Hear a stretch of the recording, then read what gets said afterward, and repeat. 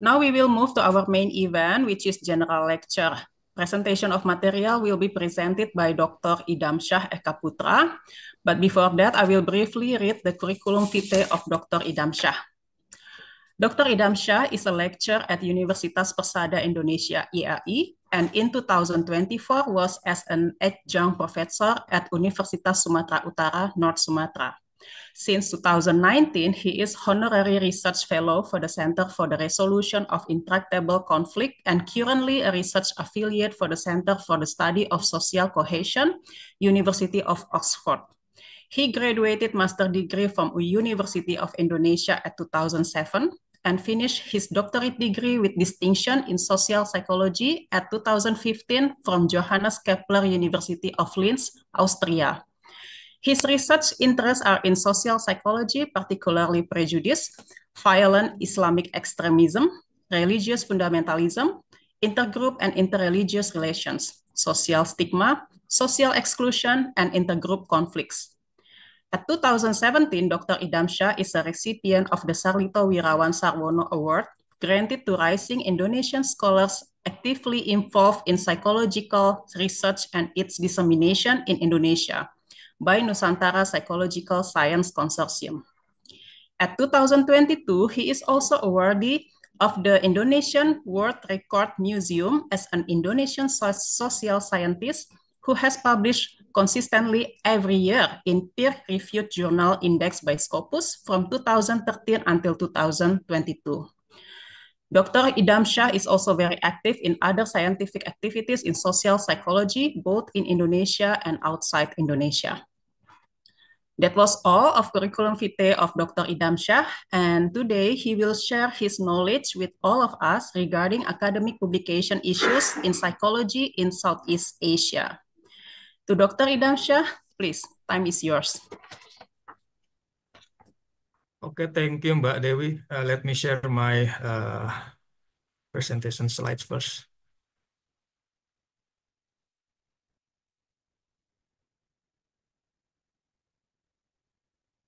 Okay, can you see my presentation slides? Yes, crystal clear. Yeah.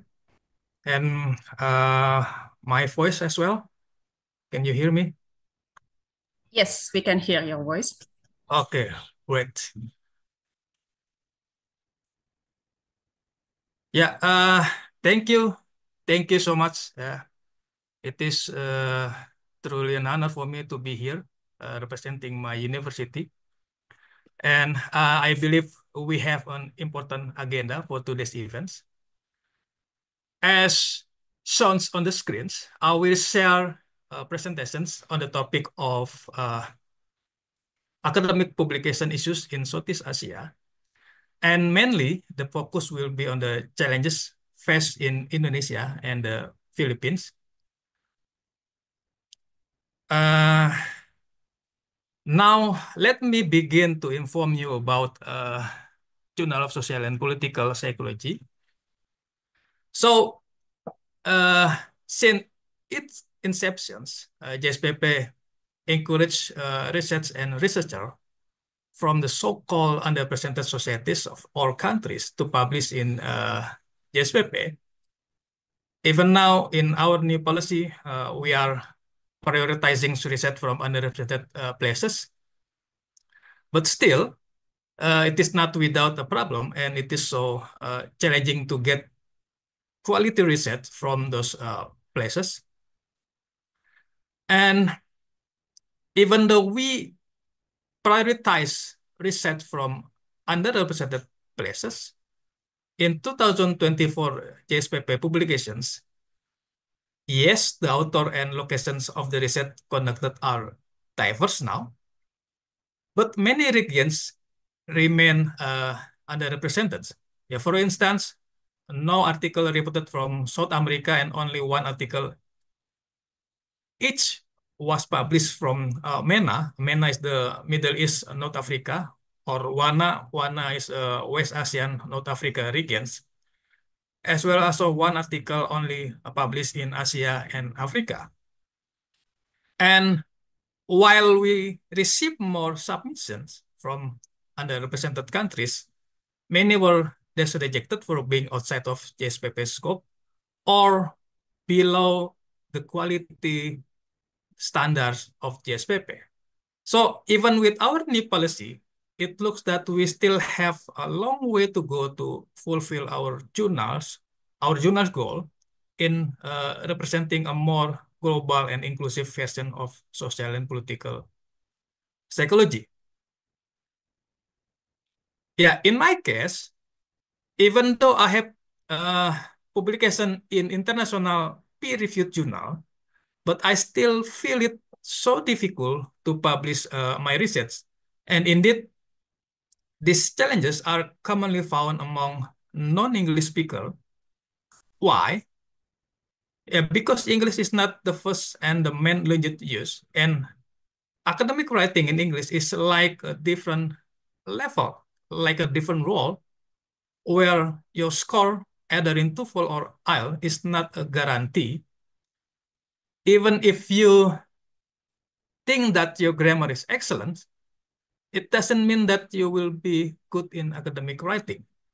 Yes, there are software. Yes, there are application. Yes, there are AI now that can help to improve your writing skill. But practicing a lot and commitment to improve academic writing is more suggested here. The other thing why it is so difficult to improve the writing skill, it is because we have a lack of support. Yeah, many universities, especially from non-Western universities, are oriented more on teaching basis. And if we found research project, yeah, from my experiences, uh, mostly it is applied basis research, and in which the scientific contribution is difficult to find.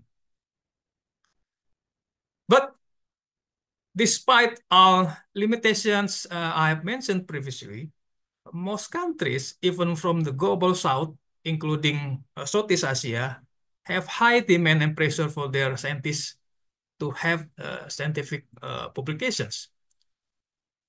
The problem is, due to the lack of attention to capabilities, due to the lack attention to the capacity, and the research ecosystem still being unsupportive, a huge numbers of publication in questionable journal or pre-related journal have become growing concerns in the academic community, which affect researchers worldwide, including those in the Philippines and Indonesia. Uh, I'm not quite sure about the condition in Philippines, but in Indonesia, 8 of 10 professors found to have publication in predatory or questionable journal. And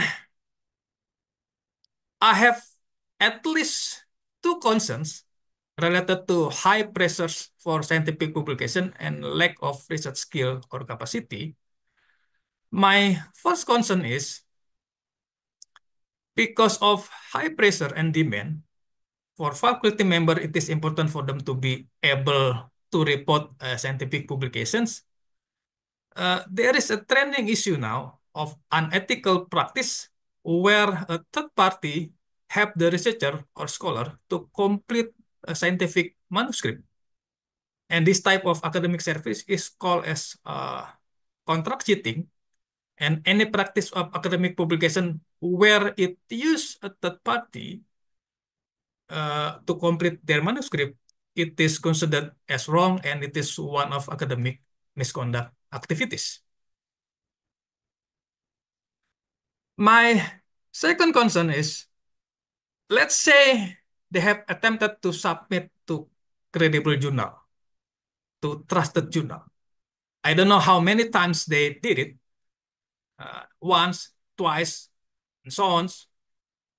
But all they encountered, all they experienced was only rejections. And because of their bad experience to credible journal, to trusted journal, then many of low quality papers and rejected papers then ended up being published in questionable or predatory journal. And I see that if the issue of predatory publishing scams is not addressed seriously, it could cause greater damage, especially it will affect the academic development and the quality of graduate of the university. Why? Because predatory publications do not care about the content, they don't care about the accuracy of the methodology, they don't care about the theory use, even they don't care about the proper use of language. And their only concern is to maximize profit without considering the harmful impact on the development of science. To make it clear how damaging it is, so next I will give example, particularly publication from Indonesia and Filipina. And if we still have time, I will give an example from another Southeast Asia country. Let's start with Indonesian case. I would begin by using publication from outside the psychology discipline, but both employ field experiment commonly used in psychological research. One study is from the medical field, and the other study is from the sport science. Both studies use a pre-post experimental design with two groups, experimental group and a control group. And in my view, this type of experimental model should ideally be analyzed using mixed design ANOVA, or also known as split plot ANOVA. And this analysis is typically used to process data efficiently by combining repeated measurements, pre and post, and between group comparisons, experimental and control group.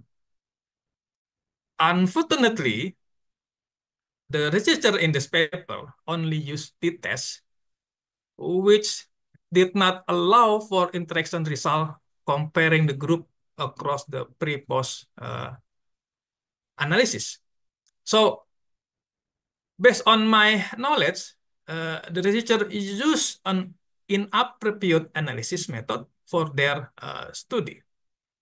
And interestingly, in a study about medical research, the researcher claimed to use the randomized control clinical trial method, or RCT, which generally involve dividing participants into an experimental group and a control group. However, the researcher study only used a pre-post single group design. This raises questions about the claim of randomizations. What exactly was randomized? Yeah, for me, this is a serious error, and I cannot imagine how the student will turn out, how the student would be if they were taught by this researcher, who believed that the methodology used in their research was appropriate. Next, are you aware of the serious error in this article? Yes, the major mistake is that it was published in the Journal of Survey in Fisheries Science, where the scope is far from the topic of this article on Islamic psychology. And this alone shows that the author is completely unaware that each journal, every journal, has a specific focus on a limited audience within a particular discipline. And this is, of course, different from general journal with a broad scope, such as Nature or Science journal. Another issue is that the content of this article is more like a lecture, and contain many claims of justification that are not based on scientific studies or findings, which is far from what an ideal scientific article should be. So, if the quality of this article goes uncorrected, and the author believe they are doing the right thing, you can imagine for yourself what kind of work their student will produce. In another case, the use of claim without a strong basis can actually be found here. As you can see, the study conducted by this researcher refer homosexuality as uncivilized behavior. Yeah, personally, uh, I do not quite understand what is meant by uncivilized behavior, or how this term should be uh, translated even into Indonesians. Does it mean uh, uncultured behavior? Indonesia we call it as perilaku yang tidak berbudaya, or we call it uncivil behavior refer to behavior considered unacceptable by Indonesian society. I truly don't understand. To be honest, this is also the first time for me found the use of the term uncivilized behavior in relation to homosexuality in a study conducted by this researcher. One thing that must be understood is that scientific research is closely related to previous studies, including the terminology used. And in any research, if it is based on academic studies, the use of terms must refer to those that are commonly or widely used. If a new term is introduced, the researcher must be able to explain the reasons and why the existing or commonly used terms are not suitable for their study. Yes, it is true that there is negative labeling against homosexuality that lead to stigma, but not with the term uncivilized behavior. The introduction of new term is, of course, permissible, of course, acceptable, but they must first be properly verified and supported by publication in credible academic publications. So in my view, if this term is deemed acceptable by the researcher and then introduce or socialize it to others, including to students, to other colleges, to academics, or to general public, it could set a bad precedent, and I am so much concerned about this. Why is this concerning? Yeah, because the academic world doesn't operate individually, but involve a scholarly community that mutually safeguard and validate research conducted by fellow academics. This principle is known as the collegial principle, which unfortunately have not applied in many countries with weak research traditions. And this collegial principle, where the scientific community safeguard the development of research, doesn't mean being closed off to sensitive or taboo studies. Yeah. Our recently published paper, for example, as you can see, about how perpetrator strategies evade accusation of mass atrocities using the Israel-Palestine issue, was able to be published in a so-called mainstream psychology journal. So this means that when we strive or when we try to be objective in our analysis and present our writing well, even highly taboo issues can potentially be published. Okay, let's move to Filipina. What happened to Filipina, where the situation is the same? Yeah, this article is published in Journal of Positive Psychology and Wellbeing that has been discontinued from Scopus Indexing. The study is about adaptation and validation of appraisal of self-corregency scale revised for Filipino context, or they call it as ASAS-R.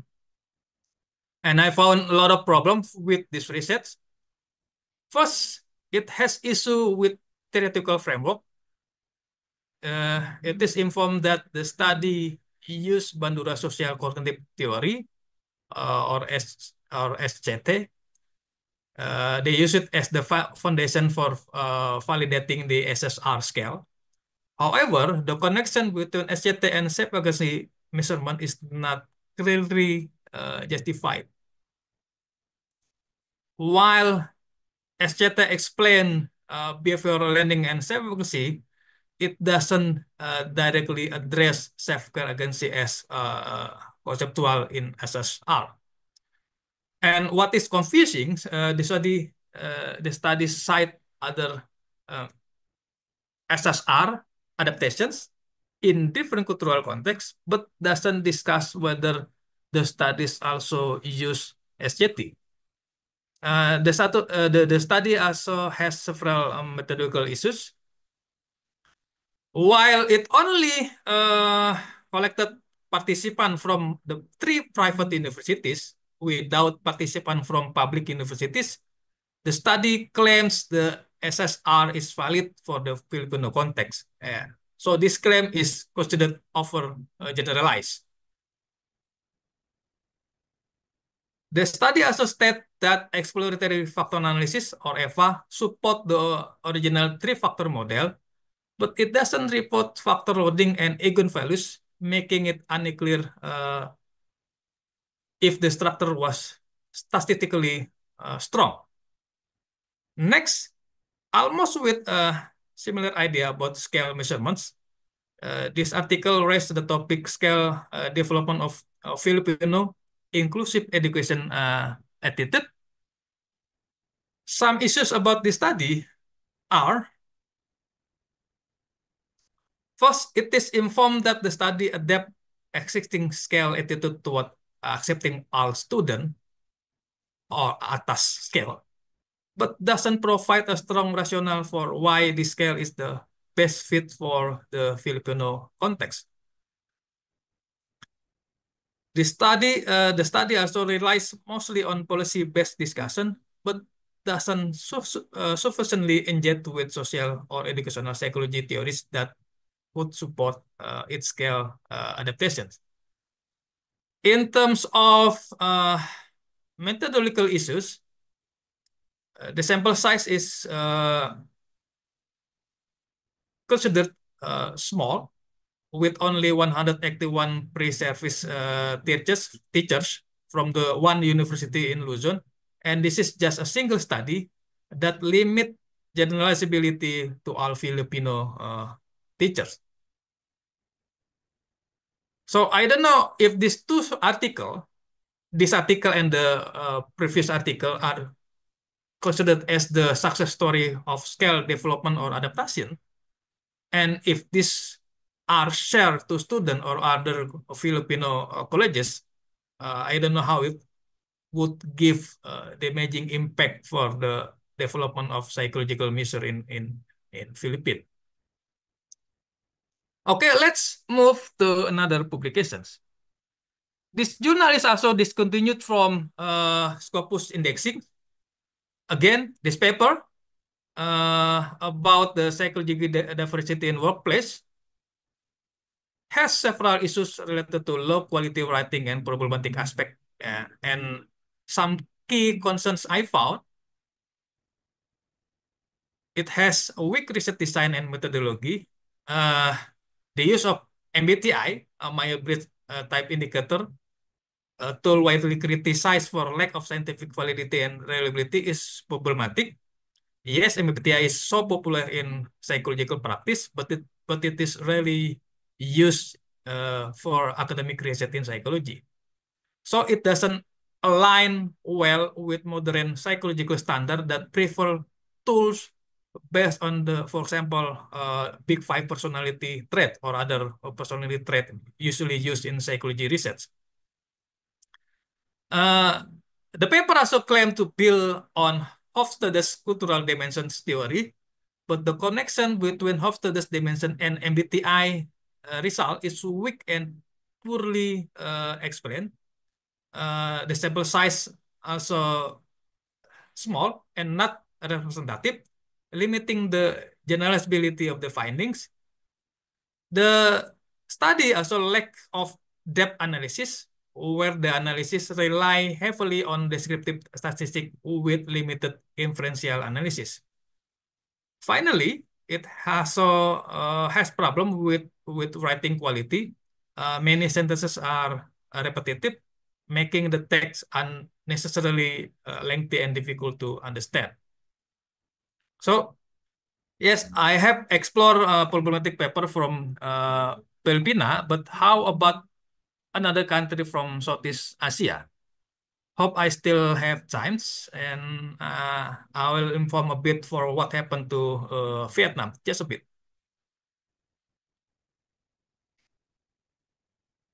Unfortunately, I found similar issue.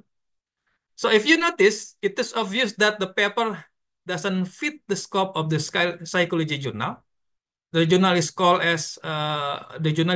Psychology and Education, but the paper is almost entirely business and marketing focus, which is nothing to do with psychology. There is also no psychological or behavioral data collections, and the study also doesn't specify who was surveyed or interviewed to understand the brand perceptions. So as I assume that the author doesn't fully understand what is considered uh, an empirical paper or what topics are suitable for psychology journal.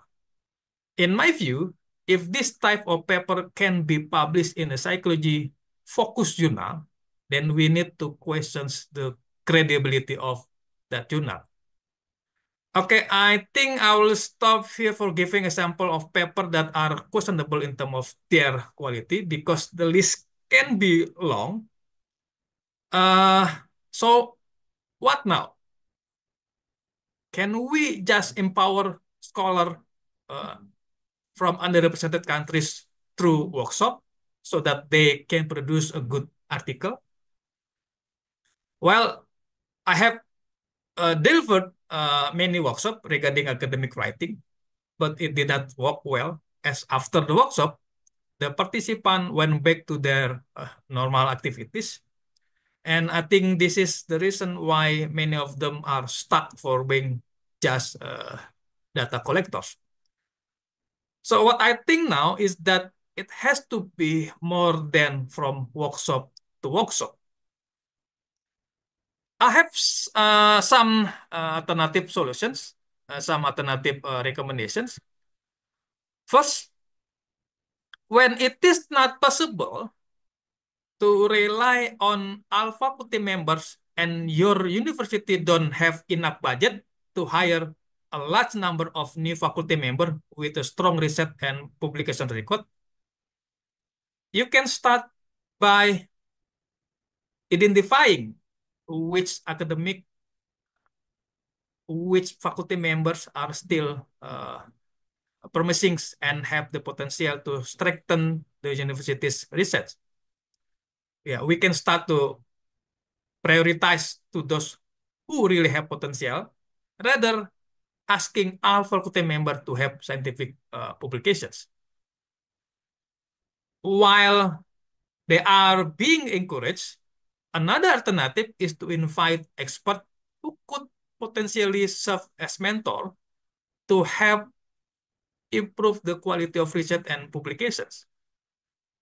And this can be something like intensive mentorship, where the mentors are invited for a semester, a year or more to train or to mentor faculty members or postgraduate students to conduct research and publications. Third, to ensure the quality of the papers before submission, it is also suggested, it is also recommended to have a trusted expert serve as a quality control to assess whether each paper is deemed acceptable, yeah, or is deemed publishable. Lastly, to be more cautious, it is advisable to start by looking for journals that offer no fee options. This is a precaution since most predatory journals are fully open access and require charge or fees. But of course, this kind of things I have mentioned not without a challenge to implement, and I believe many of you here were trying to find a good solution for these publication issues. But this is what I can share for today. Thank you very much. Terima kasih. Salamat and tararingkyu. Thank you very much to Dr. Idham Shah for the presentation. Hopefully, it can provide an understanding to all of us regarding publication issues that not only occur in Indonesia, but also in Southeast Asia, including in Philippines as well.